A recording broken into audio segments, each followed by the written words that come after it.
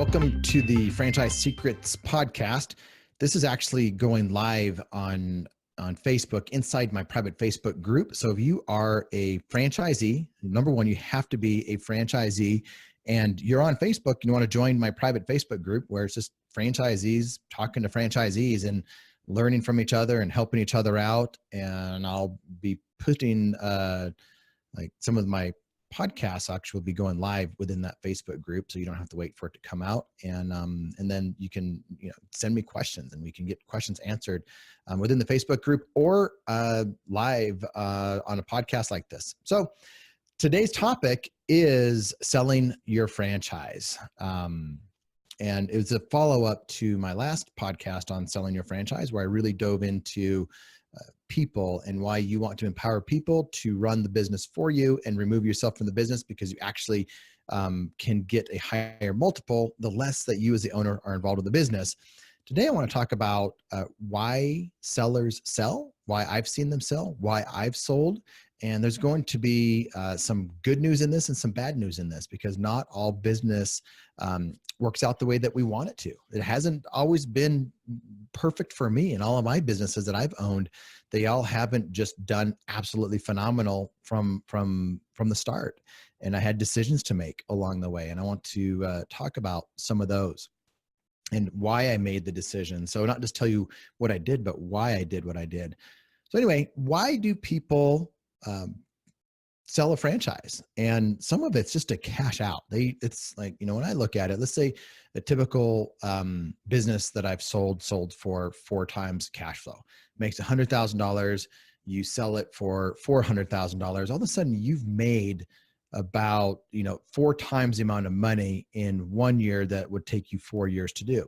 And what I like to do is start more businesses more often so I can consistently sell businesses every year. And if you think about that, if you're selling a business every year that you started 3 years ago or 4 years ago or 2 years ago, and you're selling every year, and you sell for 4 times cash flow or EBITDA, which is earnings before interest, taxes, depreciation, amortization. So kind of that cash flow model, you sell it for 4 times that. It would take you 4 years to make that. Now you're doing it in 1 year. And let's say you do that every year for 10 years, all of a sudden you've made 40 times what you would have in that 1 year. And so it's one of the things that I look at doing, is getting into businesses that I can turn around and sell. And so in a number of years, I'm consistently starting new businesses and consistently selling them and consistently having businesses that cash flow. So that's one of my strategies with, and one of the reasons I sell, and it is to have an injection of cash that I didn't have before. That causes good problems because you have tax consequences. You have to pay taxes on this stuff. And this is something that a lot of people don't really think about. Or they think about it, but they don't really plan for it. And there's a lot more planning that goes into that than what you'd initially think. But that also goes into, you can mitigate your taxes if you are always starting new businesses. And that's one of the reasons why I'm always starting new businesses, because I take profits from one business from a sale. Let's say I did 4 times one business makes $400,000 on a sale. I take that and I can invest that $400,000 into a new business.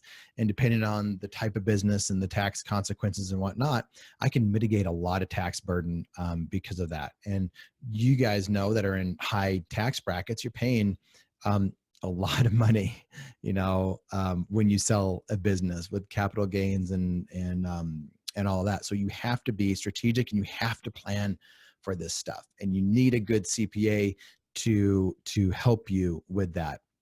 One little side piece of advice, if that is your model, is to, have businesses that you can, sell, and that's part of your strategy, is to get them, build them, sell them, build them, get them, grow them, sell them.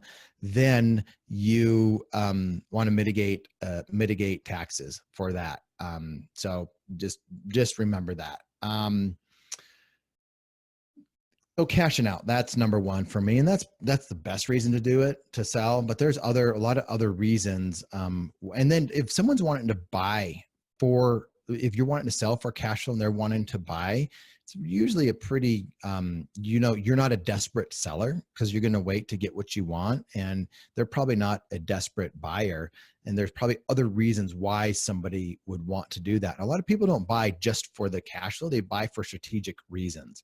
So you need to understand why they want to buy. An example of that, let's say I have some businesses in a larger market and I own basically a third of that market, and there's somebody else that owns a third or maybe 2/3 of that market. They want to own that entire market. Maybe they are in growth mode where they are investing in personnel and infrastructure technology to take their business to another level, maybe from 5 units to 10 units to 20 units to 50 units. And that's their strategy of growth. So they're in a growth mode. You're wanting to cash out, then that's usually a good thing for both the buyer and the seller. Some people just want to take some chips off the table, and it's risk mitigation. And I've been there in the past. In my first franchise, there was times when I would sell it so I could pay down business loans on the other locations that I had. And that is a strategy that I think is still something that is really smart to do, at least for myself, to always be thinking of risk mitigation. If I got too much in one brand, maybe it's time to slow it down, or maybe it's time to invest in other brands. So risk mitigation is one of the reasons that I like to sell, because you are cashing out of your equity. I've seen a lot of people, just life changes. I mean, things happen. This has not happened to me in the way that's happened to a lot of people. And this is usually a negative thing. Something happens and somebody has to sell because something tragic happened in their life. And so, there are, franchises, businesses that exchange from a buyer to a seller in that particular circumstance. So that's definitely something that I've seen out there. I haven't really been on the buying or selling end on any of that, but I have friends that have. My biggest life change is I was moving out of a market that I didn't want to be in anymore, moving to a market that was for a lifestyle change, and I didn't want to have that business in that market anymore. So that was sold.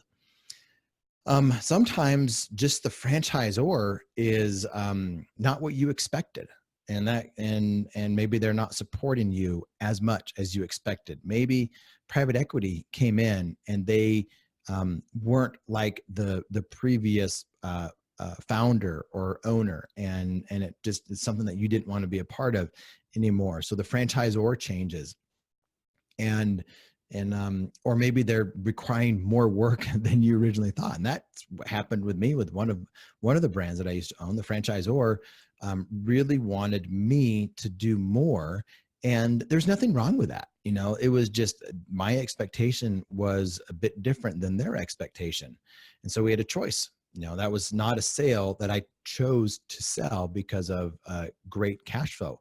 I chose to sell it because I knew that my money and my time would be better utilized in a different brand, where I could focus my skill set and my efforts to grow something different. And in that case, I sold to an existing franchisee that was in growth mode. So if you know franchisees that are in growth mode, those are typically your buyers. I've been the buyer and I've been the seller in those circumstances. At times, industries just shift. You might have an industry that is getting disrupted. Everyone's afraid of Amazon or the internet or it could even be labor law changes. Things happen that impact the bottom line of your business, and you are not able to consistently grow and profit from the business like you have in the past. And what I like to do if I see this happening, I've done this, and I thought I was selling too early, but it turned out that I sold at a very good time. because things did change and things changed rapidly in that business. And the business model today is very different than it was when I first bought into it and when I sold it. I could have been completely wrong. And so there's luck to that. And it's just taking the risk. The risk is, I could get out at a good price, sales price today, or, it could continue to be on the upswing and do very well. You don't always know, but you have to be able to make decisions. You have to be able to just act on your gut sometimes.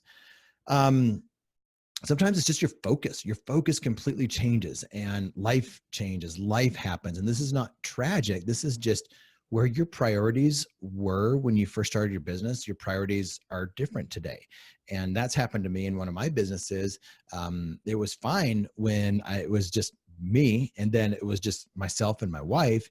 But once we had our first child and she was born, things changed. And my involvement in the business changed, and I didn't want to continue like I had been down that path.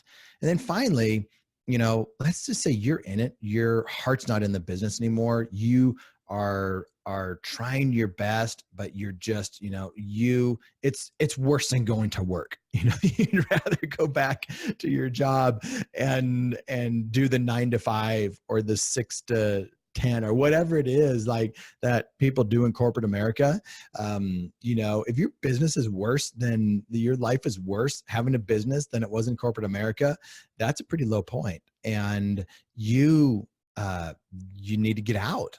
I mean, I am a big fan of not quitting, of sticking it out and changing things and empowering employees and doing all kinds of stuff. Like, I am a massive fan of doing all those things, but also I think what trumps all of that is knowing yourself. And if you're not happy and there's not a path forward to happiness and joy, and all it's just difficulty ahead, you need to make a decision that's best for you. And here's the thing that most people go to somebody like me, a successful franchisee, and then be like, they'll give me a lot of money for this brand.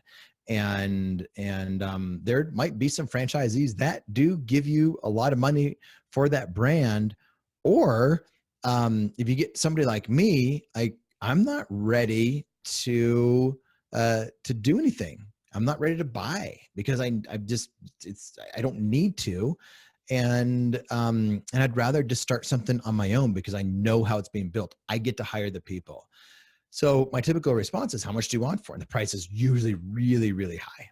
And then I know over the next 6 to 12 months, that price is going to come down. And if it comes down, and this is just an arbitrary timeline, but if it comes down in 6 months to a realistic price, then I'm probably a buyer. And when I say realistic, I mean a really good purchase price for a buyer. But if a lot of people don't get there in a time frame that's reasonable, and they still hold out for a really high value on that business while their heart's not in it, their focus has changed, they are not making good decisions after decision after decision. They're making poor decision after poor decision after poor decision. And so the revenue is going down, the profitability is going down, nothing is going right in that business. And so now what was worth X amount is worth 10, 20, 30, 50, 100, like 100% less than what it was. And the worst thing that you can do in that case is just hold out for really what you think is a fair price, but in reality is a high price. You will lose interest from real buyers, and you will probably end up with way less than you would have, and maybe next to nothing. So, like, my advice to people that they are feeling like I just described, their heart's not in it anymore, they're ready to move on, and they're ready to go back to corporate America. It's got to be bad if they're, most people would not want to do that. But if that's you, be honest with yourself. Look at yourself in the mirror and start looking for buyers.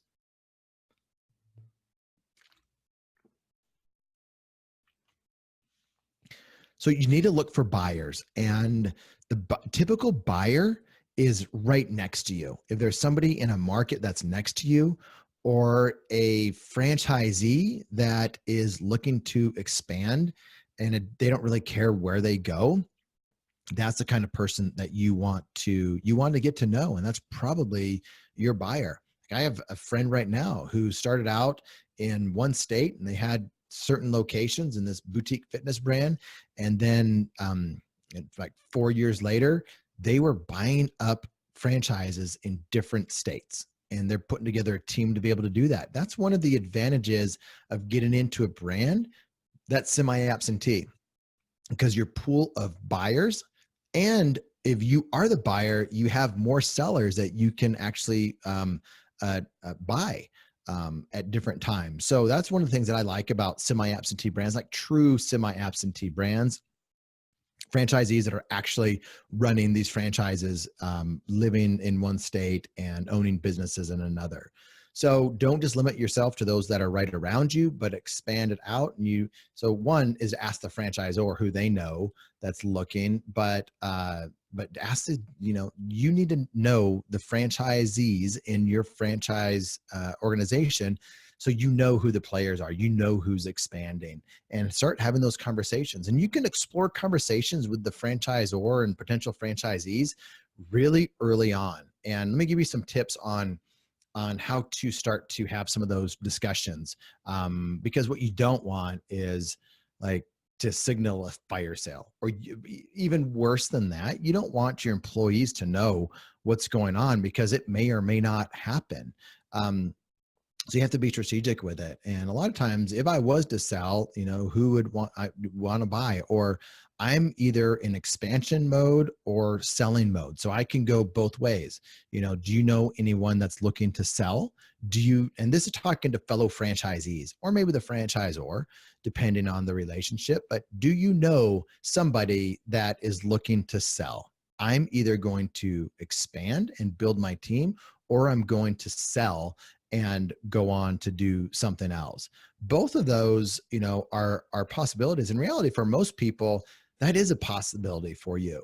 So that's one way to open up the subject with different franchisees without like raising your hand and saying, I can't wait to get out of this brand and get into my next brand. So those are just different reasons why I've seen people sell. But again, just to hit that last point really hard, if you're at that point where like throwing in the towel, and that has a bad, like a giving up type connotation to it, but that's not what I mean. Because sometimes throwing in the towel is the best thing that you can do. I did that in one brand. And it wasn't like throwing in the towel and losing money. We made money when we sold it, but it wasn't a success like my other ones have been. And so in some ways we threw in the towel because the franchisor just wanted a lot more than what we originally thought. And you know what? It's not their fault. It's my fault. I've learned so much buying different brands, starting up different locations throughout the country. I just stopped putting blame on the franchisor, and I just, put it on myself, because I am the X factor, whether I'm doing really well in the business or I'm not. A lot of that has to do with me.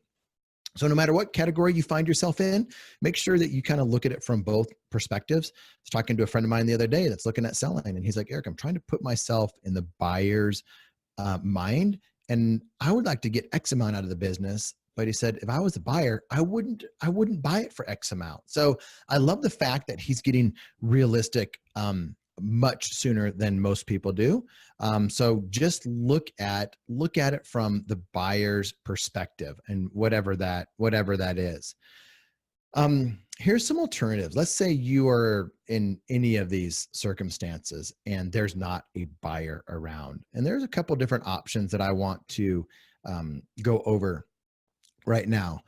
Before I go over those options, in terms of valuation, a lot of people just think they evaluate businesses just real as a matter of fact. They're like, all businesses are three times earnings, or 4 times, or 6 times, or whatever it is.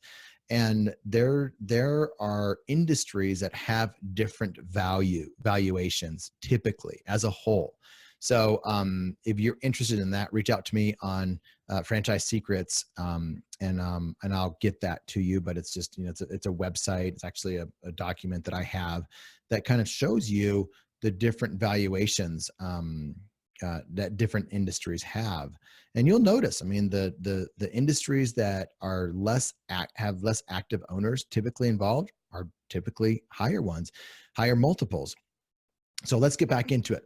The different options, the alternative options of cashing out or getting some equity out of the business without actually selling the business. So it might be finding an operational manager that has some equity, somebody like whatever it is that is causing you to sell the business. Maybe it's as simple as it's just not fun anymore. It used to be fun. It used to be a challenge. It's just not fun anymore. And I've been in businesses like that. And I want to sell because it's not fun anymore, which, is kind of lame in some ways, because it's like, hey, you're doing really well in this, but if it's not fun, it's just not fun. And then it becomes work. If something becomes not fun for me, then it becomes work. If this podcast becomes not fun for me, then it becomes work, and you will see this podcast cease to exist. So this is still fun for me, so that's why I'm doing it. But if the business is not fun for you, and you can't sell it, you need to do something. Maybe that is finding somebody, an operational manager that does think it's fun, that is hungry for that, somebody that wants to learn from you. And if mentoring and helping somebody is fun to you, then you can help them get into business, and it can be a win-win for both of you. I have someone like that right now that's been working with me for a while, and they're fantastic. I mean, there's so much trust that's in the relationship, that they know I have their best interest in mind, and vice versa. I actually have a couple people like that on my team. Like, they know that I've got their back. They know that I'm really looking out for them, and I know that they're doing the same for me. It's the best thing. And like, I want them to succeed. I want them to have opportunity. And so I have people in my business today that are in this role because it's not something that I want to do. And I was talking to, in another episode, Cameron Harold. I've been mentioning his name a few times, but I learned so much from him. And he was, he's got a company called COO Alliance, where he coaches COOs, and he was instrumental in 1-800-GOT-JUNK and how that franchise grew. But one of the things that he mentioned with employees and empowering them is basically, if you don't have that trust in somebody, it's really not going to be that beneficial of a relationship. And you want someone in there that wants to learn, somebody that you can actually teach, and they're doing it for more than a job. So you want to have those types of people in there, and you want people there. If you're hiring somebody, they need to have that owner mentality, and they need to think and act and be like an owner. Even though they might have a small equity piece in it, it's still equity. They're not going to be able to get that without you. You're not going to be able to get what they have, which is passion and drive and focus, and because you're burned out on the business. So that's one thing that I've done doing today in my businesses. The other thing that I'm actually doing today in my businesses is finding partners, business partners, true equity business partners that pay to be in the business, and they get paid some money, or maybe they don't get paid any money, and we're equal partners, but they are the focus of the business. Their business is the focus. Their role is not to do the work, because if their role was to do the work, then I'm not taking my own advice, and I'm having an owner in the business devalue the business. So if you're an owner, you're working in the business, you're devaluing your business. Get somebody else in there that can actually run the business and do the things in the business so your business valuation can go higher. So all my business partners, their role is not to be the manager. Like, I do not want them as a manager. And so their role is to manage the managers and to put systems and processes in place so the managers can have this framework and have this like lane that they can play in, and they can go down and they can run the business without destroying the business on one side or the other. And they might have some bumps here and make some mistakes there, but they're not going to destroy the business, and they consistently make good decisions. Like, I want decision makers in that role. I don't want my director of operations that has equity or my business partner to call me up on stupid stuff time and time again. And they don't. Like, I don't have that happening to me because they are the right person. So all of these alternatives are based on the right person. And it's not really with a resume. Like, you'll know them when you see them, and they will have that hunger. And some of them would work for free, and they value honest feedback. They don't get their feelings hurt, and they work really well with you. One of the, some advice for you is be like super transparent in who you are, your own strengths, your own weaknesses. And if you don't know them, ask your spouse, ask your kids, ask your parents, ask your friends, like, what's difficult about you? I know what's difficult about me. Like, this stuff that I have people do, like, I give very little direction. And that's why I value decision makers so much, because I'm not good at giving direction. When I do, I try to be really intentional with it, but give them the why behind the thing that I'm asking them to do.